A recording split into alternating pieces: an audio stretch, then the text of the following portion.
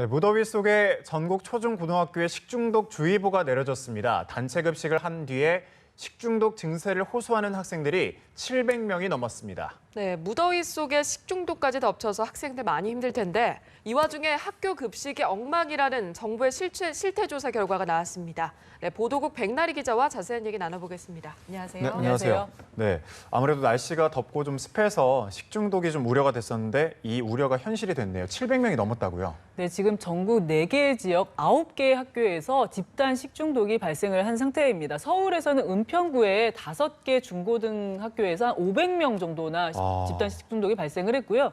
여기에다가 경북 봉화의 한 학교에서 100여 명, 거기다 부산 그리고 대구까지 다 합치면 700명이 넘는 숫자거든요. 정말 많은 숫자죠. 네. 그래서 부산의 한 여고 같은 경우에는 지난 금요일부터 집단 식중독 증상이 시작이 됐는데요. 학교 급식을 하고 난 다음에 학생들이 설사며 복통이며 구토 같은 증세를 호소했다고 해요. 그래서 저희가 직접 거기 그 여고에 가서 학생들을 좀 만나봤는데요. 그 얘기를 좀 들어보시죠. 네. 설사 복통하고 그냥 금요일부터 증세가 시작됐을 뿐이에요. 네, 그런데 이 학교에서 한 60여 명 정도가 이제 집단 식중독 증세가 발생을 했는데요. 이 중에 2~3명은 그 증상이 꽤 심해가지고 입원 치료를 받고 있다고 해요. 그리고 지금은 조금 이제 주말을 지나면서 식중독 증세가 가라앉은 학생들도 있지만 학교에서는 혹시 추가로 더 피해가 발생할까 봐 오전 수업만 하고 아이들을 하교시키는 방식으로, 그러니까 급식을 안 하는 거죠. 그런 방식으로 지금 조치를 하고 있다고 하고요. 이 부산 학교뿐만이 아니라 다른 학교들, 그러니까 식중독 증상이 나타난 다른 학교들에서도 일련의 조치들로 이제 추가 피해를 막기 위해서 나름대로 대응 방법을 강구하고 있다고 합니다. 네, 무려 727명이 설사와 구토까지. 학생들도 참 고생이 많고 부모님들도 걱정이 이만저만이 아닐 것 같아요. 사실 지난주부터 전국의 초중고등학교가 개학을 했는데요. 네. 사실 개학할 때쯤이면 물론 낮에는 좀 덥지만 아침 저녁으로는 좀 선선해진 기억들이 그렇죠. 있으실 거예요. 근데 지금은 올해는 너무 폭염이 계속되고 아침 밤낮으로 계속해서 이 폭염이 계속되다 보니까 사실 개학을 할 때도 지금 개학을 해도 괜찮겠느냐. 개학을 해도 이 더위 때문에 아이들이 공부하기도 힘들고 정말 식중독 때문에 애들이 고생하는 거 아니냐 이런 우려가 있었거든요. 근데 사실 이 우려가 현실화된 거나 마찬가지죠. 그 학생들은 일단 이 더위 때문에 공부하기도 힘든데 설사며 복통이며 구토 같은 이 식중독 증세 때문에 더욱 고생하고 있고요.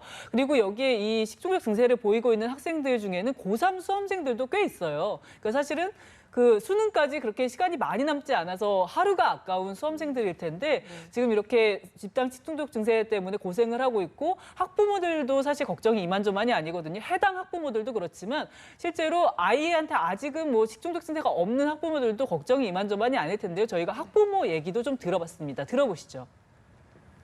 예, 날씨가 추우니까 좀 불안한 점도 있어요. TV 같은 거 보고 식중되는 거 나오면 걱정이 많이 됩니다. 그러니까 아무래도 올해는 폭염이 이렇게 계속 꺾이지 않다 보니까 집단 식중독에 대한 우려도 많았고 이게 현실화되는 부분들이 있는 거죠. 그렇군요. 학생들이 이렇게 집단 식중독에 걸렸는데 아무래도 이 학교, 그 식중독 걸린 학교의 조리 과정에 좀 문제가 있었다 이렇게 봐야 되겠죠?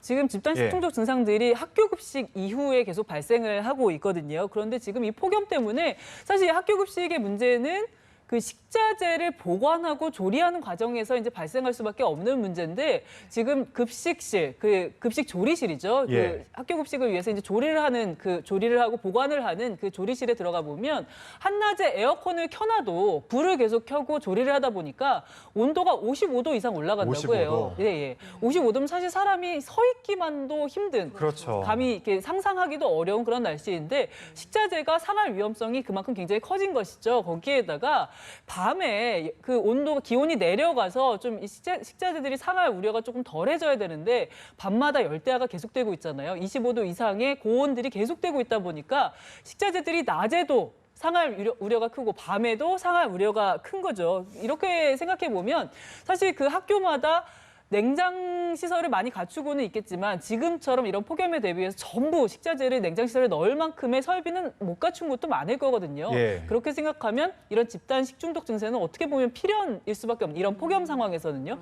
필연일 수밖에 없는 거 아닌가 이런 생각도 듭니다. 네, 그런데 정부가 실태 조사를 했는데 학교 급식이 엉망이다 이런 결과가 나왔다고요. 네, 실제로 이 학교급식이라는 건 결국 이제 식자재를 생산하고 그리고 이걸 유통해서 학교에 납품을 하고 그리고 이거를 소비하는, 그러니까 조리해서 학생들한테 먹이는 이 여러 가지 단계들이 있을 텐데요. 여기에서 이 모든 과정들을 조사를 해봤더니 677건의 비리가 적발이 됐습니다. 국무조정실에서 이거 조사를 해봤는데요. 677건이라고 하면 정말 엄청나게 많은 숫자죠. 정말 총체적 부실이라고 해도 정말 과언이 아닐 것 같은데요. 그 예를 한번 들어보면 곰팡이를 핀 감자를 굉장히 많이 35억 원어치를 이제 유통을 했는데 굉장히 많은 규모죠.